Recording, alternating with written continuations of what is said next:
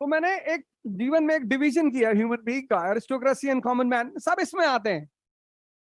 कोई हिंदू नहीं, कोई मुसलमान नहीं, कोई अपर कास्ट, कोई लोअर कास्ट नहीं। दुनिया में सिर्फ दो तरह के लोग हैं और ये दो कयामत तक रहेंगे। Aristocracy 2%, common people 98।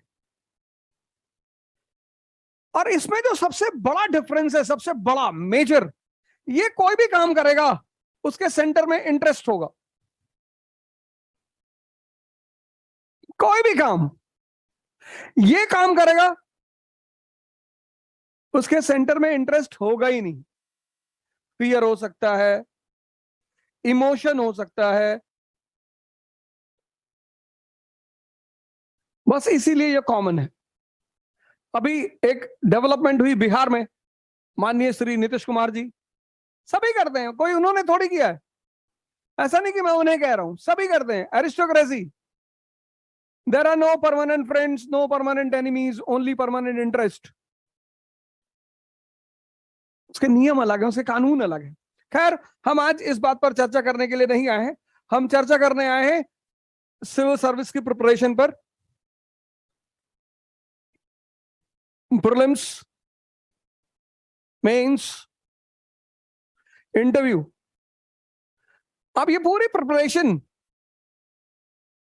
जिनका बेस अच्छा है, those who have a good base, जिनका बेस अच्छा है उनको चाहिए 10 मंथ्स।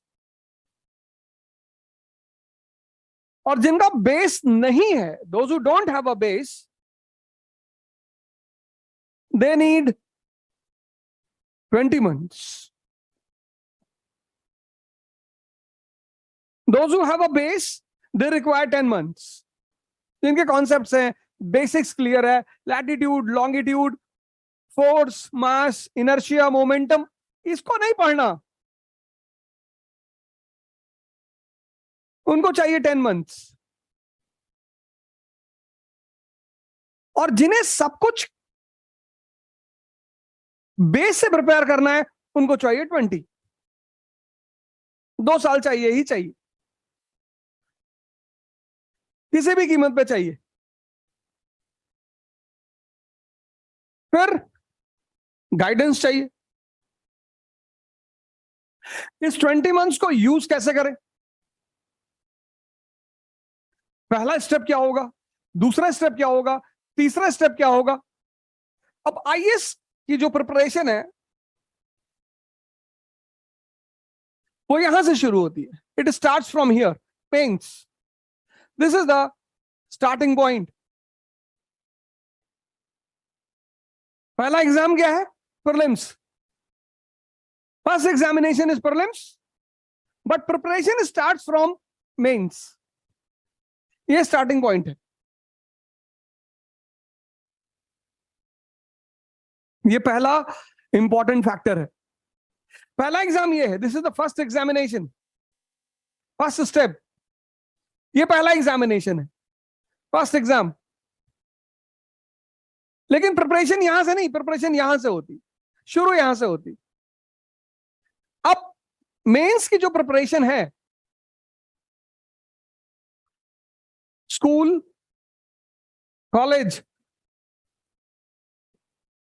स्कूल की जो प्रिपरेशन है वो कनेक्टिविटी पे बेस्ड है। स्कूल की जो पढ़ाई है, स्कूल में सिर्फ एक ही काम करना होता है स्कूल के लोगों को, पता नहीं वो अच्छे से कर पाते हैं या नहीं। लेकिन इंडिया में ह्यूमैनिटीज के साथ जितना बुरा रवैया होता है उतना पूरी दुनिया में कहीं नहीं होता। इसीलिए हिंदुस्तान का आज जो बहुत बड़ा तबका है वो नेहरू जी को इसलिए नहीं याद रखता कि फर्स्ट 5 ईयर प्लान लेकर आए थे। A lot of people in India, एक बहुत बड़ा तबका नेहरू जी को, जेएल नेहरू को जानता है। किसके लिए जानता है? एडविना माउंट बेटन के लिए। और उसके लिए जिम्मेदार कौन है? इस देश की एजुकेशन सिस्टम। बड़े सारे टीचर होते हैं, 9th 10th में वो बच्चों से बोलते हैं कि बेटा 2 साल पढ़ लो, उसके बाद जीवन में कभी हिस्ट्री नहीं पढ़नी है बेटा, कभी पॉलिटी नहीं पढ़नी बेटा, बेटा ज्योग्राफी कभी नहीं पढ़नी बेटा, तुमको डॉक्टर बनना है बेटा, डॉक्टर में फिजिक्स, केमिस्ट्री, बायो, साइंस के सब्जेक्ट्स थ्योरी पे हैं।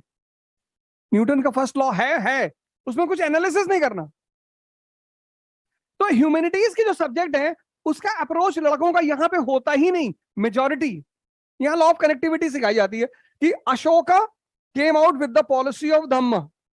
Why why? आप पूछो किसी लड़के से जो क्लास 11 12 में हो, जिसने ह्यूमैनिटीज पढ़ी हो, कि why Ashoka came out with Dhamma, वो कुछ रटे हुए आंसर दे देगा आपको, क्योंकि उसकी टीचर ने उसे सोचना नहीं सिखाया, उसे कनेक्ट करना नहीं सिखाया। कॉलेज मीन्स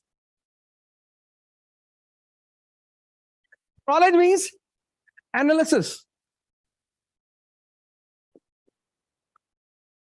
इसका क्या फायदा हुआ, ये कितना रेलेवेंट है आज, एनालिसिस, इट्स रेलेवेंसी, आज ये रेलेवेंट है कि नहीं है? Was it profitable for Ashoka और नॉट? इसके कुछ ड्रॉबैक थे या नहीं थे? अब जब लोगों का ये लेवल ही अच्छा नहीं है तो ये कैसे अच्छा हो जाएगा? Are you getting my point? जब 90% लोगों का ये लेवल ह्यूमैनिटीज में बेकार है, बुरा है, पता ही नहीं, कनेक्टिविटी ही नहीं, कि भैया टीचर ने ये नहीं बताया कि India is a country of unity in diversity. इस डाइवर्सिटी को बचाने के लिए Ashoka was the emperor of Indian सब कॉन्टिनेंट। तब तो भारत कंट्री थी नहीं, नेशन थी नहीं। इसलिए जितने लोग आईएएस की प्रिपरेशन करने आते हैं वो कोचिंग करने जाते हैं विदाउट दिस, और जितने लोग कोचिंग करने इसके बिना जाते हैं वो सारे के सारे लोगों के लिए कोचिंग यूजलेस हो जाती है, क्योंकि जिनको कनेक्टिविटी ही नहीं है वो एनालिसिस कैसे करेंगे, रेलेवेंसी कैसे समझेंगे, ड्रॉबैक कैसे समझेंगे? समझेंगे ही नहीं। और फिर इन दोनों का परिणाम है, इन दोनों का मिला जुला परिणाम है मेंस ऑफ यूपीएससी। और इस मेंस से वो प्रीलिम्स के क्वेश्चंस बनाते हैं। Single information type, multiple information type, match the following, reason and assertion. Prelims कुछ अलग नहीं है। मेंस की जो तैयारी है ना, वहां से क्वेश्चंस बनते हैं, मेंस के एरिया से क्वेश्चंस बनते हैं प्रीलिम्स के।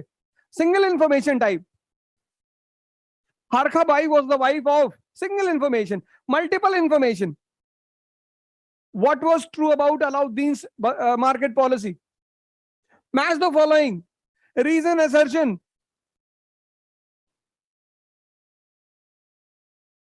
अब पुणे से निकलेंगे और भी ज्यादा IAS PCS, क्योंकि अब पुणे में आ गया है इकरा IAS, जहां ओझा सर की देखरेख में होगी यूपीएससी की बेस्ट प्रिपरेशन।